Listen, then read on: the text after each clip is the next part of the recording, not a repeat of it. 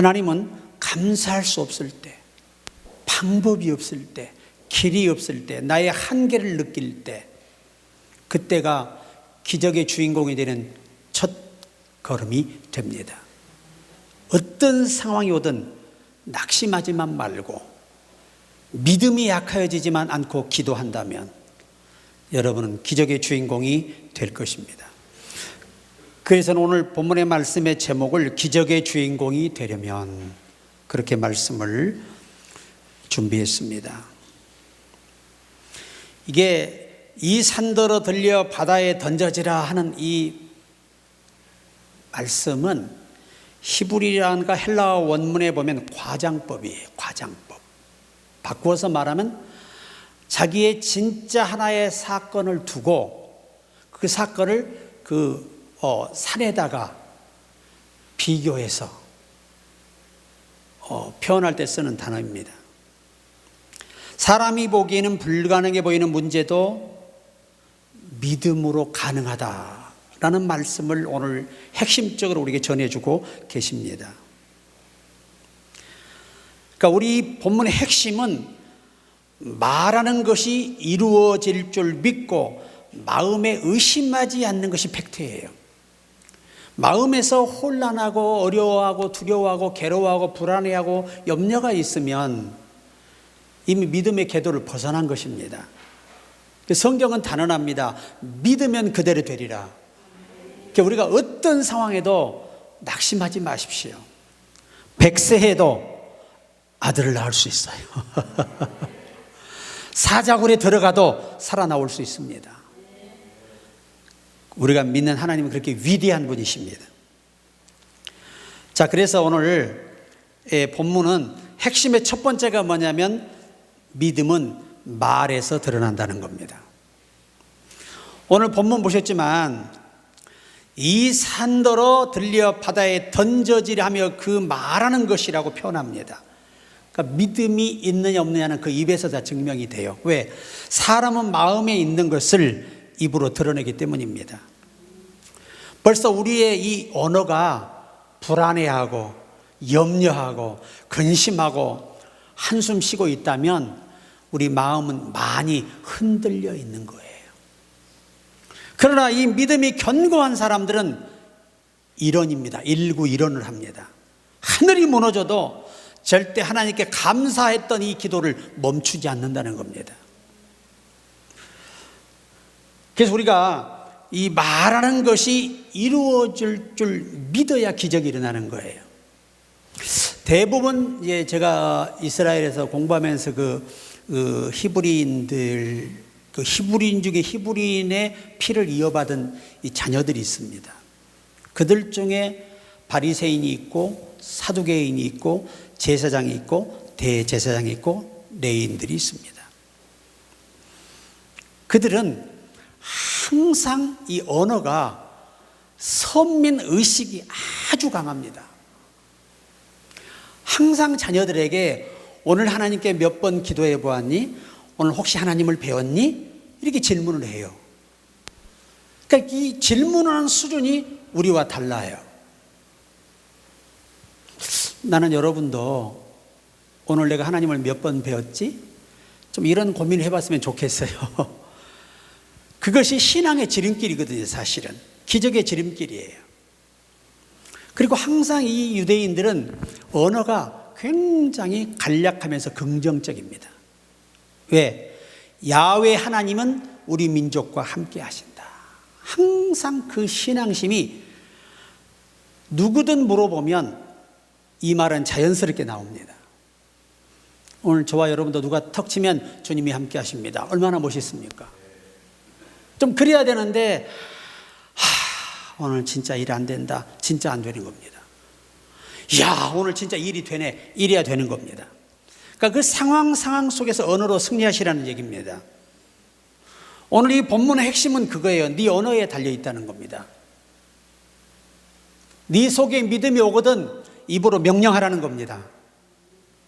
그러면 나머지는 하나님이 하시는 것입니다. 그러니까 우리가 이 믿음이 내 언어와 직결됨을 잊어서는 안 된다는 것입니다. 믿음의 사람은 문제를 묘사하는 것보다 진짜 중요한 게 뭐냐? 하나님의 능력을 신뢰하고 선포한다는 거예요. 그래, 지금 이 상황에서 나는 최선을 다했어. 난 더 이상 어떻게 할 수가 없어. 그러나 이제 이 문제를 하나님이 해결하셔. 이렇게 언어를 자꾸 긍정적으로 바꿔가며 우리가 신앙생활의 몸에 배셔야 됩니다. 이게 습관이 돼야 돼요. 그래야 어둠이 틈탈 수 있는 기회가 우리에게 줄어들고 하나님의 임재와 역사가 우리에게 많아질 것입니다. 예를 들면 안 돼 하는 사람하고 주님이 도우시면 할 수 있어라는 사람은 차이가 있습니다. 두렵다. 긍정적인 사람은 주님이 나를 붙들고 계셔. 나와 함께 하셔. 뭐가 좀 안 될 때 좀 이런 언어를 사용해 보면 굉장히 용기가 납니다. 용기가 난다는 건 하나님이 함께 한다는 증거예요. 두 번째가 뭐냐면 의심을 관리하는 능력이 탁월해야 돼요. 내 마음에 믿으면 그대로 이루어지지만 내 마음이 믿지 못하면 1만 시간의 기도를 해도 내가 그것을 마음에 믿지 못하면 이루어지지 않아요. 의심하는 사람은 바다 물결 요동함 같으니 이런 사람은 얻기를 생각지 말라. 자, 팩트가 뭘까요? 의심을 막아내는 마음의 힘입니다. 이 뮬러 목사님은 전쟁 중에 이제 고아원을 기적같이 200평을 짓고 500명을 수용할 수 있는 고아원을 다시 짓겠다고 선포를 했습니다. 전쟁통에 모든 사람이 비웃었어요. 하지만 하나님은 늘 이 뮬러 목사님이 성경을 안고 다니세요. 조금이라도 이상한 느낌이 마음에 올라오면 성경을 탁 펴놓고 말씀을 읽으면서 아멘 하면 의심이 싹 달아나는 겁니다. 그렇게 하신 지 6개월이 됐어요. 그때 미국의 종군 기자가 때마침 이 포탄을 피해서 온 곳이 뮬러 목사님의 고아원이에요. 그래서 이 식사를 대접받으면서 이 뮬러 목사님의 비전이 뭡니까? 물어보니까 이 전쟁통에 단돈 1원도 줄 수 없는 이 상황에서 고아원을 지어서 500명의 고아를 보호하겠다는 겁니다. 그래 이 기자가 목사님 참 믿음이 대단하십니다. 이 전쟁통에 나 살기도 급급한데 다 도망가기에 바쁜데 이곳에 남아서 죽으면 죽으리라 하고 아이들을 지키겠다고 하시는 이 중심 하나님이 받으실 겁니다. 그리고 그분이 한 달 있다 미국으로 돌아갔어요. 그가 돌아가서 이 사실을 미국 최고의 신문에 그냥 전국에다 배포가 됐습니다.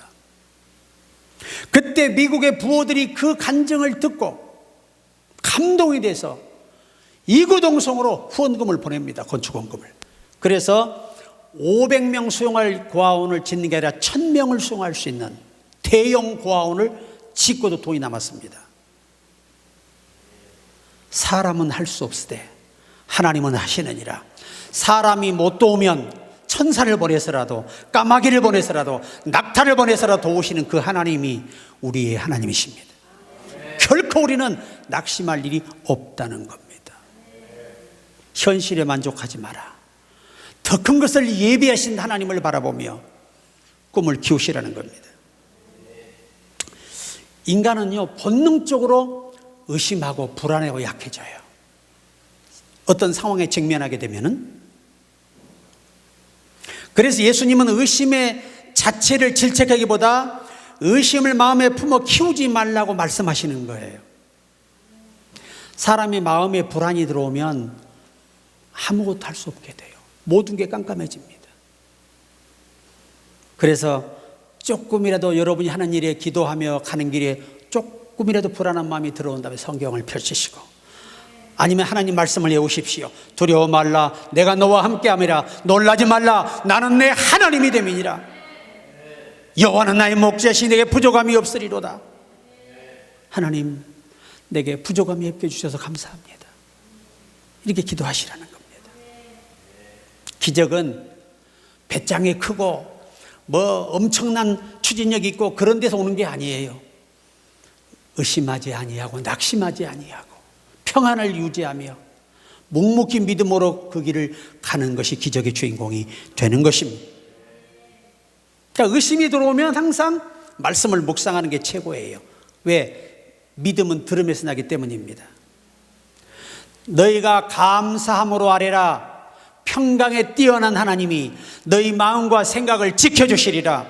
하나님이 우리 마음을 지켜주시면 그대로 되는 것입니다. 이 말의 의미가 뭘까요? 내가 의심하지 않도록 도와주고 내가 이루어 줄게, 그 말씀입니다. 옆에 분에게 하나님은 기적의 하나님이십니다. 낙심할 시간에 감사합시다. 그게 우리 믿음이에요. 항상 기도하며 마음을 지키시기 바랍니다. 1887년 미국의 경제공황 때에 자신의 소득 중 10분의 9를 하나님께 드렸던 독실한 크리스찬이 있었습니다. 11조를 10의 9조를 드린 거예요. 반대로. 그는 공황 중에도 하나님께 소원한 헌금을 드리기에 자기 집까지 팔았다고 합니다. 10의 9조를 드리기 위해서. 사람들은 그를 보고 미쳤다고 조롱했습니다. 그러나 그는 노아가 120년 동안 방주를 지었던 믿음을 본받아 확신 있는 기도를 멈추지 않았다고 합니다. 1889년 그는 하나님으로부터 영감의 음성을 듣게 됩니다. 그래서 그는 그 음성을 듣고 맨소레담이라는 회사를 설립을 한 겁니다. 미국 공황 때입니다. 공황이라고 하는 것은 전기, 물, 기름 다 중단되는 겁니다. IMF는 그러한 것들은 중단되지 않죠. 미국 역사에 최악의 공황이 있었습니다. 그때도 사람들은 그를 미쳤다고 조롱했습니다. 그러나 하나님은 하이드의 기도를 응답하셨습니다. 공황 중에도 그의 사업은 번창하여 세계적으로 뜸가는 회사로 발전하고 전 세계에 수출하는 제품이 오늘날 여러분이 쓰고 계시는 맨소리담입니다. 오늘까지 맨소리담은 세계적으로 유명하다. 위기 속에서 하나님을 의지하며 변함없는 믿음을 소유했던 그가 얻었던 축복의 결과입니다. 이게 성공의 사람입니다. 예수 믿는다고 모든 일이 술술 풀리지 않아요. 왜? 그 중간에 사단의 역사가 있기 때문입니다. 그 영들은 우리가 어떻게 낙심하고 좌절을 하나님께 범죄하기 위해서 복을 못 받게 합니다. 그러나 이 사람은 끝까지 집을 팔아가면서 하나님의 약속을 지켰기 때문에 하나님도 행한 대로 갚아주십니다. 세계적인 갑부를 만들어 주셨어요. 믿음은 하나님의 뜻 안에서 역사하시는 것입니다. 하나님의 뜻과 일치하는 믿음의 기도가 능력을 발휘한다는 말씀입니다. 오늘 솔로몬처럼 저와 여러분도 기도해야 됩니다. 내 백성을 하나님의 뜻대로 판결할 수 있는 지혜로운 마음을 주옵소서. 이것을 라틴어로 번역하면 깨닫는 마음을 주옵소서. 우리나라의 언어학적인 단어로 표현하면 하나님의 생각을 이해하는 마음을 주옵소서. 오늘 저와 여러분, 우리 인생의 가장 큰 목적이 뭐냐? 하나님의 생각을 이해해내는 것입니다. 이것도 기도할 때 주신다는 거예요. 지혜가 부족하거든 구하라. 후히 주시고 꾸짖지 아니하시리라. 그분이 우리가 믿는 하나님이세요. 그리스도 예수 안에서 못 줄 곳이 없는 분이십니다. 내가 원하는 것이 아니라 솔로몬처럼 하나님이 원하는 것을 구할 때 솔로몬의 기도가 당신의 마음에 맞은지라. 원문에 일치한지라. 이 일치한다는 표현은 내가 그를 통해 나의 모든 생각을 백성들에게 보여줄 수 있고 알릴 수 있는 사람이라는 말씀이에요. 그러한 신뢰성을 두고 하신 말씀입니다. 그래서 하나님께서 솔로몬에게 그가 구하지 아니한 부와 기와 영화와 존영을 주신 거예요. 그리고 이 지구상의 창조 이후로 지금까지 솔로몬보다 부자는 없습니다. 전에도 후에도 너와 같은 자가 없으리라. 누가 그렇게 복을 받느냐? 하나님의 생각을 이해하기를 기도하고 그 생각을 이해해서 따르는 사람입니다. 오늘날 우리는 성령님 내게 길을 주셔서 성령님의 생각을 제가 제 수준에서 쉽게 알아듣도록 지혜로운 마음을 주옵소서. 기도할 때 도와주시는 것입니다. 우리는 또한 실천해야 하는 것이죠. 선포하는 게 실천입니다. 제가 이스라엘의 히브리 대학교의 교수인 그 기독교로 개종한 바리새인이었는데 기독교를 개종했어요. 어떻게? 부활의 주님이 눈에 감아도 보이고 떠도 보이는 거예요. 그 주님을 만나서 회심한 거예요. 그분이 저에게 한번 그래요. 람파스탈, 내 앞에 산이 하나 있는데 작은 산도 아니고 아주 큰 산도 아니고 중간 산인데 그 산이 떠서 내 삶에서 멀리 떠나가도록 기도해 달라는 거예요. 나는 저 사람이 제정신이 아니다.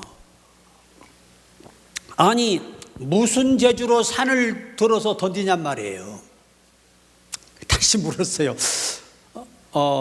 교수님, 내가 이해가 잘 안 되는데 아니 왜 산을 들어서 누가 던져요? 그랬더니 파스터, 이것은 산은 우리 유대인들은 어려움으로 생각합니다. 항상 어려움을 산이라 표현하는 이유는 우리 힘을 완전히 포기한 상황에서 고백하는 표현법이라는 거예요. 여러분, 산을 누가 들어서 던질 수 있어요? 이거 누구만 할 수 있는 거예요? 하나님만 할 수 있는 거예요. 그래서 어려움이 왔을 때 우리 힘으로 안 돼도 낙심하지 마라. 하나님은 우리에게 능히 그것들을 들어 던질 만한 능력이 주께 있습니다. 말씀을 세상으로 창조한 분입니다. 불가능이 없어요. 나이가 들어 낙심하지 마라. 내가 이 나이에 뭐 할래? 아니야, 이 나이니까 할 수 있는 일이 있어. 왜? 하나님이 120년 살게 하시면 되니까. 따라해요. 주여 120년 살게 하옵소서. 어떤 분은 1년 더 붙이네. 같은 인간은 오래 살되 건강하게 주를 위해 살도록 기도하시기 바랍니다. 우리 항상 유대인들은 자기가 겪고 있는 삶의 어려움을 산으로 묘사해. 그래서 예수님도 그 당시의 문화를 그대로 인용하신 것은 그들로 하여금 쉽게 이해하도록 하시기 위한 것입니다. 너 힘으로 할 수 없느냐? 그것은 산일 것인데 나는 그 산을 옮길 능력이 내게 있다는 겁니다. 항상 우리는 믿음으로 고백하는 게 중요해요. 고백하고 선포해야 돼. 명령해야 돼. 오늘 하루 내 사업하는 길에 방해되는 모든 어둠의 영들을 예수 이름으로 떠나라. 우리 봐서는 안 가는데 예수님의 이름을 의지할 때 귀신들은 떠나게 돼 있어요. 이것들이 없어져야 일이 되거든요. 이것들이 없어져야 됩니다. 그리고 항상 오늘도 아버지여 내가 만나는 모든 사람에게 은혜 입게 하소서. 성경은 하나님이 그들의 마음을, 이 말은 나를 돕도록 하나님이 그의 마음을 주장해 달라는 겁니다. 그게 은혜를 입었더라 그 말입니다. 적어도 하루에 한 번 이상은 산을 명하십시오. 제가 임대업하는 우리 지방의 교회 집사님이 계셨어요. 그분 임대하는 이 가구가 350가구예요. 350가구를 임대 사업을 해요. 그럼 많아요, 적어요? 많은 거죠. 그분은 매일 그 자기 임대 건물 앞에서 나사렛 예수 이름으로 수도는 터지지 말지어다, 전기는 스파크가 없을지어다, 그리고 누진이 없을지어다, 그리고 모든 집은 매일 하루도 빠짐없이 다 임대로 다 찰지어다 그렇게 하고 계신 분이에요. 그리고 완전 임대 사업의 대왕이지요. 제가 지방에 머물 때까지 그분이 임대 사업이 1000가구로 늘어났습니다. 1000가구면요 기업이에요. 기업. 끝까지 남들이 뭐라든 말든 아침만 되면 새벽 5시 예배 들어와서 그 전체를 바라보고 막 외치는 거예요. 찬송하면서. 그러니까 남들이 볼 때는 좀 정신이 모자란 사람 같잖아요. 아니 멀쩡한 사람이 아침에 이렇게 햇소리를 막 떠들고 찬양을 하니까 남들이 볼 때는 정신나간 것 같은데 하나님은 그 중심을 보시고 계속 복을 주시는 거예요. 간증이 뭔지 아세요? 한 번도 고장이 없어. 집들이 손해 날 게 없어. 근데 그분이 하시는 일은 이 섬 지방의 어려운 교회, 생활비 없는 목회자를 많이 도왔어요. 그리고 그 지역에 이 독거 노인들을 돕고요. 그때는 고아원들이 국가 지원이 많이 없었거든요. 그 고아원들을 돕고, 의료 이 양로 시설을 돕고, 또 장학금을 주고, 하여튼 벌어서 멋지게 쓰는 거예요. 멋지게. 그러니까 하나님이 넘치도록 복을 주는 거예요. 아멘이 적은 거 보니까 아직도 불만이 좀 하나님께 있어요. 하나님, 저는 아직 못 만족합니다. 저는 1000억으로도 만족할 수 없습니다. 1조를 주셔도 약간 만족합니다. 10조는 줘야 조금 더 만족하고 100조는 주셔야 이제 더 이상 구하지 않겠습니다. 이런 배포로 기도하시라는 겁니다. 여러분, 우리가 잘 아는 김상태 집사, 그는 일생에 2번의 베드로의 기적을 경험했습니다. 그는 6억의 빚이 있었습니다. 이 빚을 앞으로 2주 안에 갚지 못하면 그 횟집과 그 배 다 넘어가는 겁니다. 그런데 이 집사님은 시간만 나면 교회 와서 봉사하고 전도합니다. 그러던 이제 12월 24일 겨울철에 최고의 횟값으로 손꼽히는 횟값으로 방어를 한꺼번에 5,000마리를 잡았습니다. 실제 실화예요. 실화. 당시에 방어가 한 마리 얼마냐? 16만 9천 원. 8억 5천이 넘는 축복을 한꺼번에 받았는데 어장이 10여 개가 있어가지고 그 어장은 중간 가운데에 있어요. 그런데 이 고기들이 다른 이 어망에 하나도 안 들어가고 전부 다 그냥 김상태 집사 그물로 와가지고 다 들어와 계신 거예요. 그래 잡아 세보니 그게 5,000마리예요. 8억 5천만 원입니다. 그래서 빚을 다 갚았어요. 그리고 하나님 한 건 더 해주세요. 우리 교회 지어야 돼요. 비 오면 새고 시끄러워 살 수가 없어요. 그랬는데 그 다음에 1월에 밍크고래를 잡은 거예요. 5m짜리.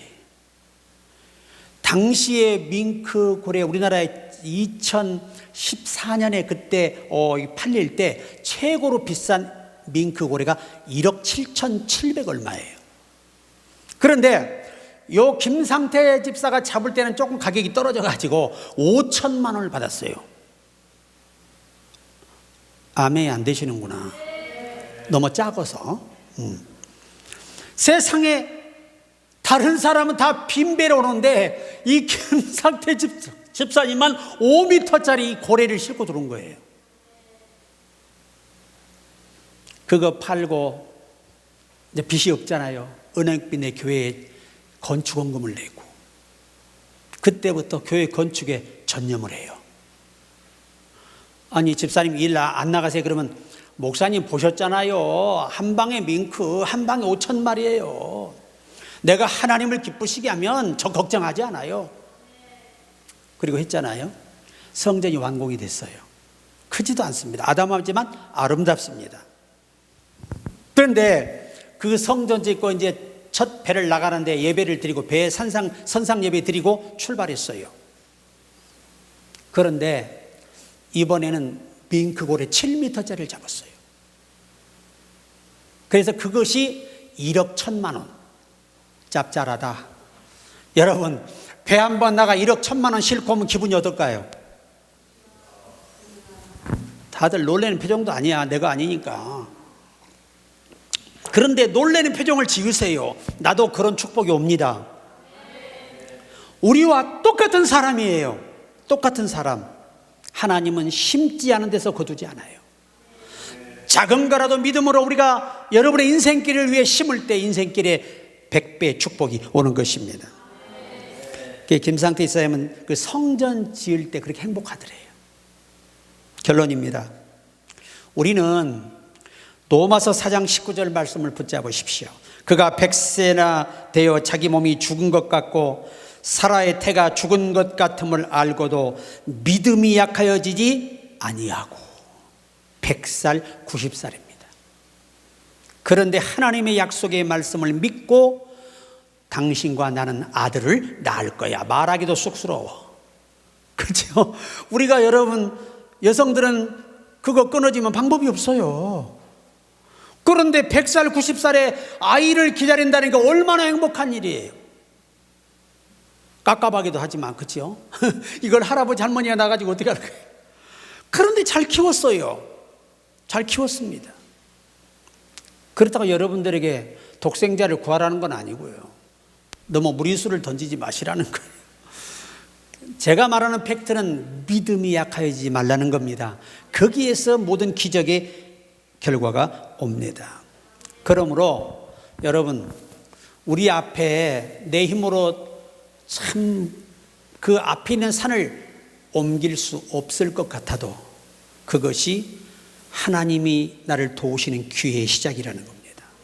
그래서 믿음으로 항상 선포하고 믿음으로 외칠 때, 그리고 마음에 의심하지 마십시오. 의심이 많은 사람들은 성경을 눈에 띄지를 말어. 계속 읽어. 은혜가 되는 여덟 딱 카페에 가지고 갖고 다니면서 운전하면서도 안전하면서도 그렇게 하세요. 그리고 마지막 하나, 어떤 상황에도 감사만 하라. 하나님, 오늘 내 사업에 조금 실적이 부족해도 감사해요. 한꺼번에 주시려고 애쓰시는 하나님께 감사해요. 얼마나 감사해요. 이런 믿음으로 살아갈 때 우리 삶에 기적이 저는 일어날 줄로 믿습니다.